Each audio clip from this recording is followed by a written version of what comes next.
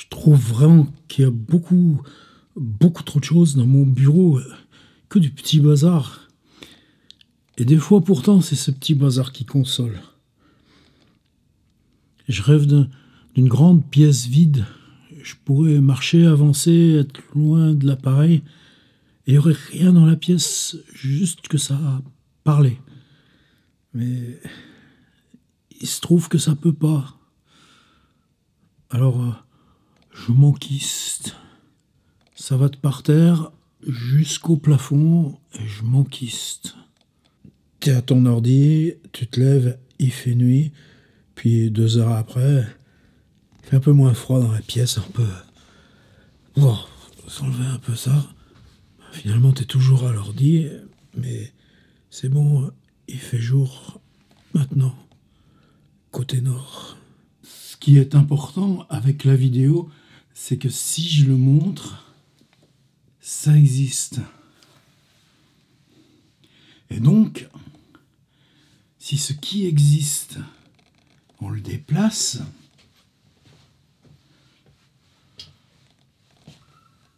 on est dans la fiction. On croit à la fiction parce qu'on voit ce qui existe. Et si ce qui existe, c'est soi-même, on devient ici fiction. C'est pour ça que ça nous intéresse tant. Borsdonk. C'est rien, je voulais juste inventer un mot qui soit un mot qu'on puisse dire par terre. Ça a donné Borsdonk. Si l'idée ce serait de faire des vidéos brèves, extrêmement brèves, eh bien... Et même une vidéo brève, très brève, serait simplement se taire comme...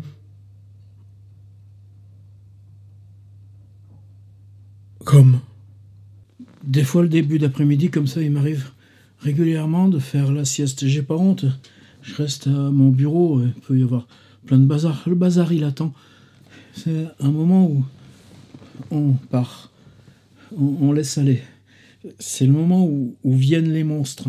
Les monstres viennent beaucoup mieux dans ce court sommeil de 20 minutes en début d'après-midi, en pleine journée, qu'ils le font dans le soir. Ou alors le soir, c'est qu'on a le temps de les repousser, de retirer les rideaux. Et dans la sieste, on se réveille avec les monstres, avec le monstre. D'ailleurs, il y a plein de textes de Kafka qui parlent de son sommeil de 14 heures, enfin 20 minutes à 14 heures, et qui notent les images qu'il voit. C'est pour ça même que des fois l'enseignement, ça me fait un peu souffrir.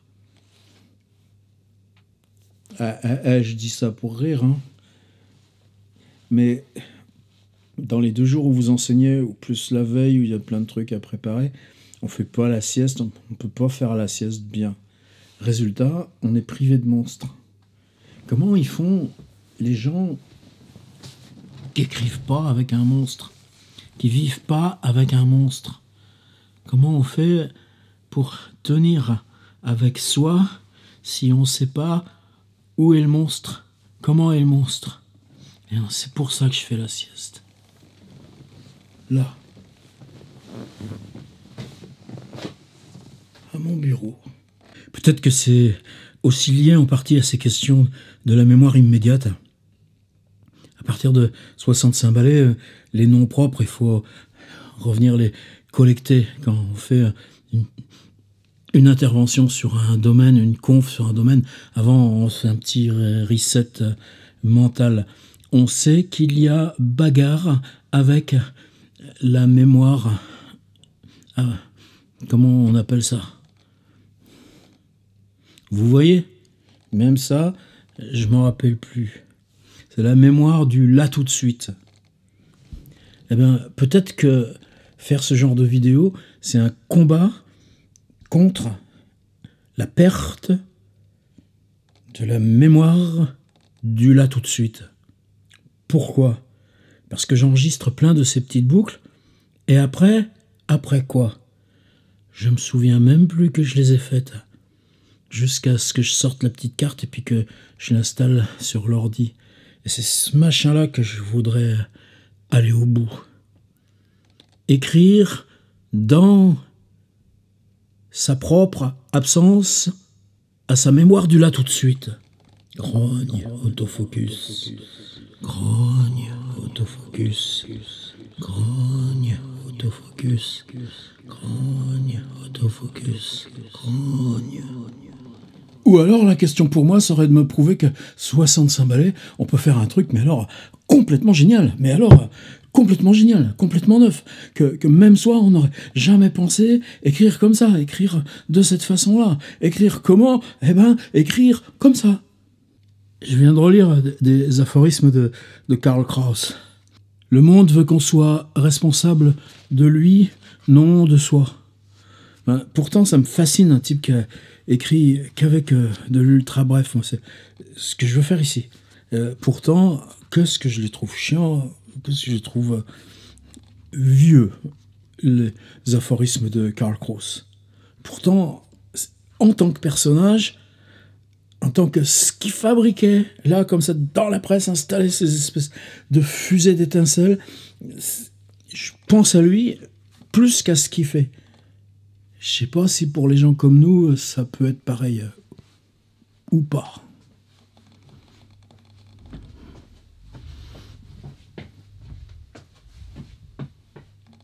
J'aurais pas su faire ça avec mon pied cassé il y a encore 3 semaines. On reçoit plein de pétitions en ce moment. Quelquefois, la même pétition, elle t'arrive par 2 trucs, 3 trucs. Des fois, c'est gentil, et d'autres fois, c'est presque la menace. Disons, si tu signes pas notre truc, c'est que tu penses ça du contraire, toi. Et qu'est-ce qu'ils font, ces mecs, une fois qu'ils ont signé leur pétition? Ils vont se coucher. Nous, on y est là tous les jours, dans le web.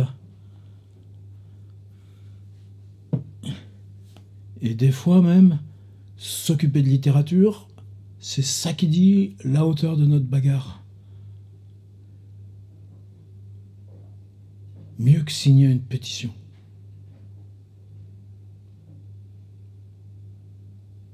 Après, je sais pas.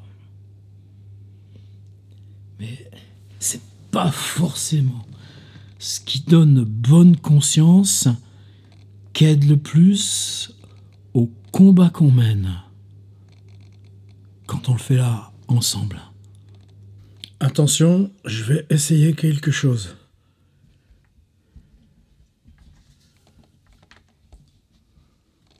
Ça s'appelle l'art de revenir à soi-même. Là, je vais essayer autre chose.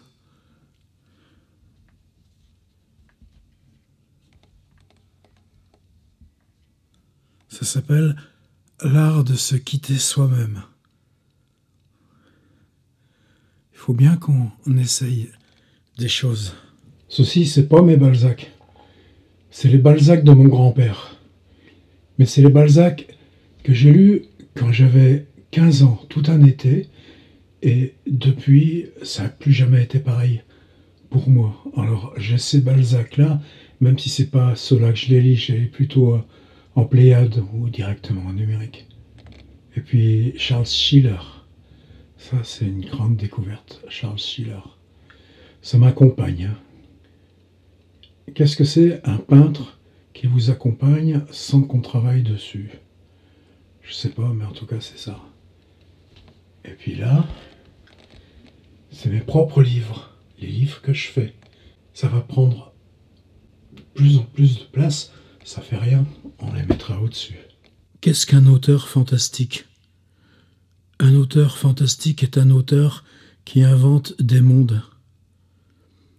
Qu'est-ce qu'un auteur fantastique qui n'a pas de monde? C'est un auteur fantastique qui invente ces mondes dans l'imaginaire de ses livres. Et s'il n'a pas de livre, ben il reste ça.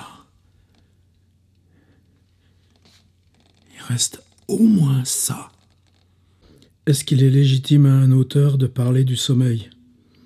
Oui. Pourquoi? Parce que c'est dans le sommeil qu'on écrit. Mais si on se souvient pas après, ça fait rien. Ça s'est écrit dans toi. Dors, tu écriras. Enfin, je dis ça. Va savoir. Beaucoup de gens croient que je joue de la guitare. Ben, c'est pas vrai, en fait. Il se trouve juste que j'aime bien en avoir une pas loin. Le danger, après, il serait là. Faire ça du matin au soir, du soir au matin, plus jamais arrêter, être dans là ce qu'on se dit. Alors autant brancher le truc en continu. Ben, c'est une question sérieuse, en fait.